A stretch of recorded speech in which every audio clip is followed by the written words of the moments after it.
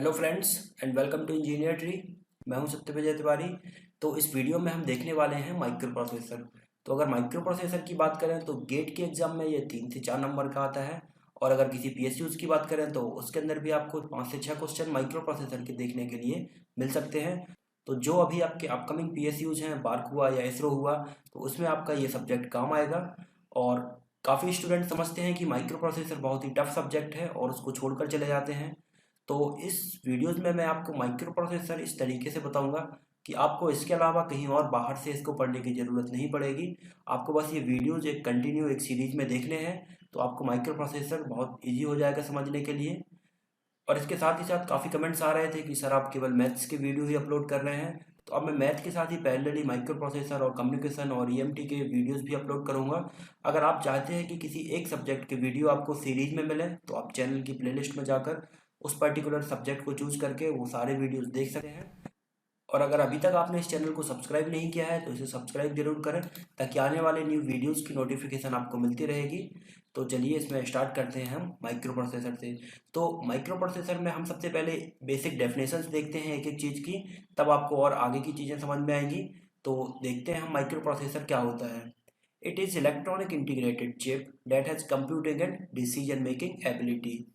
और it is electronic IC that fetch instruction from memory, execute them and provide result। मतलब एक memory होती है आपकी, ये मेमोरी हो गई और ये हो गया आपका माइक्रो प्रोसेसर। तो माइक्रो प्रोसेसर आपका क्या करेगा, मेमोरी से इंस्ट्रक्शन को रीड करेगा और उसको एग्जीक्यूट करके उसका रिजल्ट आपको प्रोवाइड करेगा। ये काम होता है आपका माइक्रो प्रोसेसर का। तो बेसिकली ये एक आईसी होती है। ये मेन मेमोरी से इंस्ट्रक्शन को रीड करती है, उसको एग्जीक्यूट करती है और आपको फाइनल रिजल्ट प्रोवाइड करती है। और बेसिकली इसकी दूसरी डेफिनेशन होती है, it is electronic IC that has computing and decision making ability. अब माइक्रो प्रोसेसर में a micro processor can not perform any task on it. Micro processor अपने आप से कोई टास्क को परफॉर्म नहीं करता है। जब हम उसको कोई टास्क देते हैं या कोई प्रोग्रामिंग करते हैं तब उसको वो फॉलो करता है। अब इसकी एक चीज़ और देखते हैं कि इसका नाम 8085 क्यों पड़ा है माइक्रो प्रोसेसर का। तो इसके पीछे कोई वैलिड रीजन नहीं है, लेकिन अगर आप 8085 पर गौर से देखेंगे तो 80 जो माइक्रो प्रोसेसर आपका आया था वो 80 के डिकेड में आया था। और ये जो 8 है ये आपका डिनोट करता है 8 बिट को। जो आपका 8085 माइक्रो प्रोसेसर है वो वर्क करता है आपका 8 बिट पर। और जो ये लास्ट वाला 5 है ये डिनोट करता है वोल्टेज। तो +5 वोल्ट के वोल्टेज पर ये वर्क करता है आपका माइक्रो प्रोसेसर, इसलिए इसको 8085 बोल सकते हैं। अब इसमें देखते हैं अगला टर्म है आपका माइक्रो कंप्यूटर। माइक्रो कंप्यूटर क्या होता है, it is a combination of memory plus input plus output. जो आपका माइक्रो कंप्यूटर होगा वो कॉम्बिनेशन होगा आपका काय काय का, मेमोरी का, इनपुट का और आउटपुट का। तो जो माइक्रो कंप्यूटर हो गया आपका वो बेसिकली हो गया micro processor plus memory plus input port और प्लस आउटपुट पोर्ट। ये चारों चीजें मिलके बनाता है आपका क्या, माइक्रो कंप्यूटर। अब if all tasks of CPU performed by microprocessor then such type of computer is known as microcomputer। अगर जो CPU के जो सारे टास्क हैं वो माइक्रो प्रोसेसर के द्वारा परफॉर्म किए जा रहे हैं तो उसको अपन क्या बोल सकते हैं, माइक्रो कंप्यूटर। और माइक्रो कंप्यूटर जो कॉम्बिनेशन है वो है आपका माइक्रो प्रोसेसर का, मेमोरी का, इनपुट और आउटपुट का। अब इसमें एक टर्म और आता है आपका माइक्रो कंट्रोलर। माइक्रो कंट्रोलर आपका क्या होता है, जो आपका माइक्रो कंप्यूटर है या जो माइक्रो कंप्यूटर के एलिमेंट्स हैं इसको आपने एक सिंगल चिप पर लगा दिया तो वो आपका बिहेव करेगा एज ए माइक्रो कंट्रोलर। तो micro computer on single chip is known as micro controller. अब अगर माइक्रो प्रोसेसर की बात करें तो इसमें दो चीज़ें होती हैं, हार्डवेयर होगा माइक्रो प्रोसेसर का और सॉफ्टवेयर होगा माइक्रो प्रोसेसर का। तो हार्डवेयर तो हो गया माइक्रो प्रोसेसर का। अब जो सॉफ्टवेयर होगा वो होता है आपका रोम। तो इसमें हम देखते हैं रोम, रीड ओनली मेमोरी आपकी क्या होती है, it is integral part of micro processor, all system related information store in it. ये माइक्रो प्रोसेसर का इंटीग्रल पार्ट होती है और जो सिस्टम से रिलेटेड जितनी भी इंफॉर्मेशन होगी वो आपकी स्टोर होगी कहाँ पर, रीड ओनली मेमोरी में।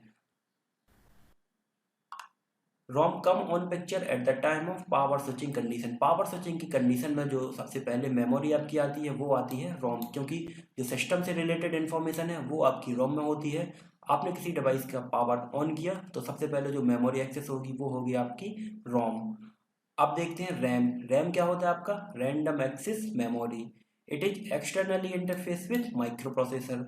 माइक्रो प्रोसेसर के साथ जो इंटरनली इंटरफेस होती है वो होती है क्या, रीड ओनली मेमोरी, और जो एक्सटर्नली इंटरफेस करते हैं वो होती है आपकी रैंडम एक्सेस मेमोरी।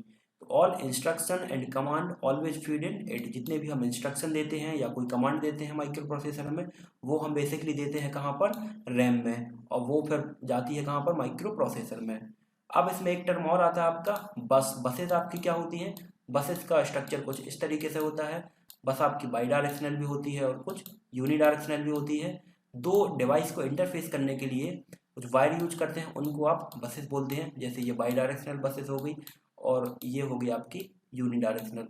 तो ग्रुप ऑफ वायर्स और parallel combination that use for interfacing between two device, दो डिवाइस के बीच में इंटरफेसिंग के लिए बसेस का यूज करते हैं। अब micro controller is example of ASCII design. जो आपका माइक्रो कंट्रोलर है वो किसका एग्जाम्पल है, आस्की डिजाइन का। आस्की का मतलब एप्लीकेशन स्पेसिफिक इंटीग्रेटेड चिप, इसका एग्जाम्पल हुआ आपका माइक्रो कंट्रोलर। आप देखते हैं इसमें कुछ लैंग्वेज होती हैं आपकी, मशीन लैंग्वेज क्या होती है, असेंबली लैंग्वेज क्या होती है।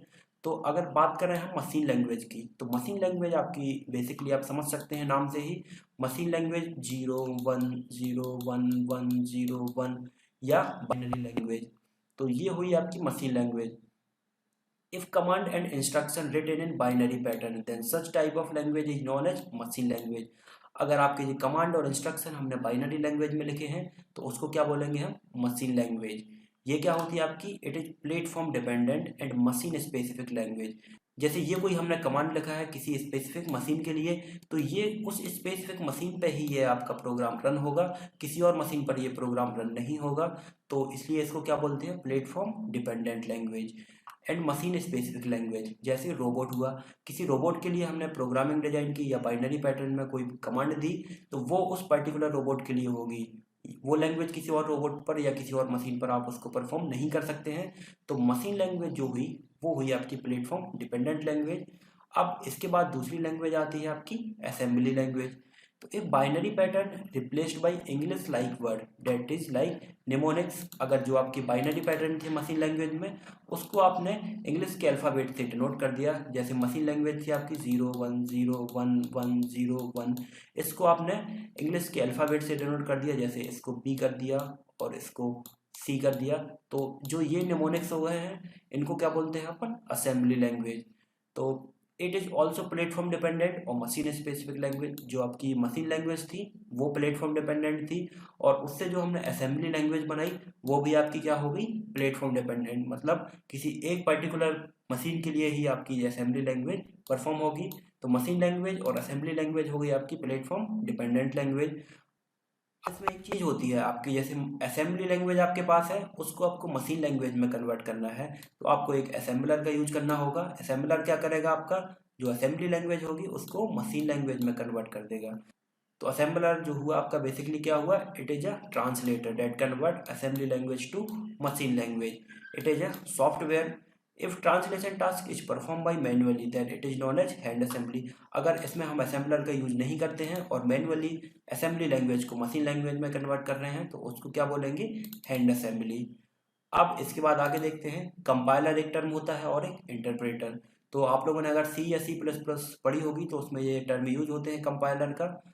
कंपाइलर होता है आपका, it reads whole program at once from source code, produce its object code that is executed by the processor. मतलब जो आपने पूरा प्रोग्राम लिखा, कंपाइलर क्या करेगा, एक बार में ही पूरे प्रोग्राम को रीड कर लेगा, उसका ऑब्जेक्ट कोड प्रोड्यूस करेगा और फिर माइक्रो प्रोसेसर के द्वारा वो एग्जीक्यूट हो जाएगा। इट इज़ अ सॉफ्टवेयर, ये बेसिकली सॉफ्टवेयर होता है और C++ में इसका यूज होता है। अगला टर्म होता है आपका इंटरप्रेटर। इंटरप्रेटर आपका क्या होता है, it reads one instruction at a time from source code, produce its object code that is executed by the processor. Compiler में आपका पूरा प्रोग्राम एक बार में रीड कर रहा था, लेकिन इंटरप्रेटर में क्या है, एक एक लाइन वो रीड करेगा और उसका रिजल्ट प्रोड्यूस करेगा। एक लाइन रीड की, उसका रिजल्ट प्रोड्यूस किया, फिर दूसरी लाइन, फिर उसका रिजल्ट प्रोड्यूस किया। तो ये हुआ कंपाइलर इंटरप्रेटर में डिफरेंस। तो ये भी आपका सॉफ्टवेयर होता है इंटरप्रेटर। अब इसमें आगे देखते हैं हम low level language. Low level language आपकी क्या होती है, और प्लेटफॉर्म और machine specific language are known as low level language. Low level language में आती है आपकी मशीन लैंग्वेज और असेंबली लैंग्वेज। अगला टर्म है आपका high level language. High level language आपकी होती है all platform independent language are known as high level language. जैसे सी हुआ, C++ हुआ, जावा हुआ, ये आपकी प्लेटफॉर्म इंडिपेंडेंट लैंग्वेज है। मतलब ये आप किसी भी सिस्टम पर इनको रन करवा सकते हैं, किसी भी मशीन स्पेसिफिक लैंग्वेज नहीं है ये। तो C++, जावा हो गई आपकी प्लेटफॉर्म इंडिपेंडेंट लैंग्वेज, और मशीन लैंग्वेज असेंबली लैंग्वेज हो गई आपकी प्लेटफॉर्म डिपेंडेंट लैंग्वेज। अब इसमें एक चीज़ और देखते हैं, जैसे सोर्स कोड था आपका, सोर्स कोड को आप ऑब्जेक्ट कोड में कैसे कन्वर्ट कर रहे थे, कंपाइलर या इंटरप्रेटर के द्वारा। तो जो सोर्स कोड होगा, सोर्स कोड होता है आपका यूजर अंडरस्टैंडेबल, इसको यूजर समझ सकता है, यूजर यानी हम हो गए। और ऑब्जेक्ट कोड हो गया आपका मशीन अंडरस्टैंडेबल, मतलब जो ऑब्जेक्ट कोड प्रोड्यूस किया हमने सोर्स कोड के द्वारा, उसको आपकी मशीन अंडरस्टैंड करेगी। तो ये हुआ आपका कंपाइलर और इंटरप्रेटर का काम। इनकी बेसिक डेफिनेशन से कभी कभी क्वेश्चन आ जाते हैं, तो ये आपको याद रखनी है इनकी बेसिक डिफरेंस क्या होते हैं। अब हमने जो लैंग्वेजें देखी हैं उनके हिसाब से हम कुछ इंक्रीजिंग और डिक्रीजिंग ऑर्डर में किस तरीके से अरेंज करेंगे। अगर फास्टर एग्जीक्यूशन की बात करें तो सबसे फास्ट एग्जीक्यूट होगी आपकी मशीन लैंग्वेज, क्योंकि ये सीधी सीधी आपकी मशीन अंडरस्टैंडेबल होती है, 0 1 0 1 0 1, और मशीन इसको सबसे जल्दी रीड कर सकती है, तो मशीन लैंग्वेज का सबसे फास्ट एग्जीक्यूशन होगा। फिर अगर हमने इसको इंग्लिश के लेटर से डिनोट किया या असेंबली लैंग्वेज, तो उसका एग्जीक्यूशन में थोड़ी टाइम लगेगा। और हाई लेवल लैंग्वेज होगी C++ या जावा, तो उसको एग्जीक्यूट होने में थोड़ी और ज़्यादा टाइम लग जाएगा। तो फास्ट एग्जीक्यूशन होगा आपका मशीन लैंग्वेज का, फिर असेंबली लैंग्वेज का, और फिर हाई लेवल लैंग्वेज का। अब अगर मेमोरी की बात करें तो required large memory to store, सबसे ज़्यादा मेमोरी आपकी लगेगी हाई लेवल लैंग्वेज को स्टोर करने में, उससे कम लगेगी असेंबली लैंग्वेज को, और सबसे कम आपकी मेमोरी लगेगी मशीन लैंग्वेज को स्टोर करने में। अब अगला देखते हैं इसमें डिबगिंग और ट्रबल शूटिंग। अगर हमें एरर फाइंड करनी है लैंग्वेज में, तीनों लैंग्वेज अगर हमारे पास हैं और अगर हमें उसमें एरर फाइंड करनी है, तो सबसे ईजी होगा एरर फाइंड करना हाई लेवल लैंग्वेज में। हाई लेवल लैंग्वेज मतलब सी या C++ या जावा में कोई प्रोग्राम लिखा है तो उसमें हम एरर जल्दी फाइंड कर सकते हैं। अगर आपके पास कोई असेंबली लैंग्वेज में प्रोग्राम है तो उसमें एरर फाइंड करना आपको थोड़ी टफ हो जाएगा। और अगर मशीन लैंग्वेज में कोई प्रोग्राम है जैसे 0 1 0 1 के फॉर्म में, तो उसमें एरर फाइंड करना आपके लिए बहुत टफ हो जाएगा। तो इस तरीके से आप इनको अरेंज कर सकते हैं। तो ठीक है फ्रेंड्स, इस वीडियो में इतना ही। अगर ये वीडियोज़ आपको पसंद आ रहे हों तो उनको लाइक ज़रूर करें, सब्सक्राइब करें और कमेंट करें। Thank you friends.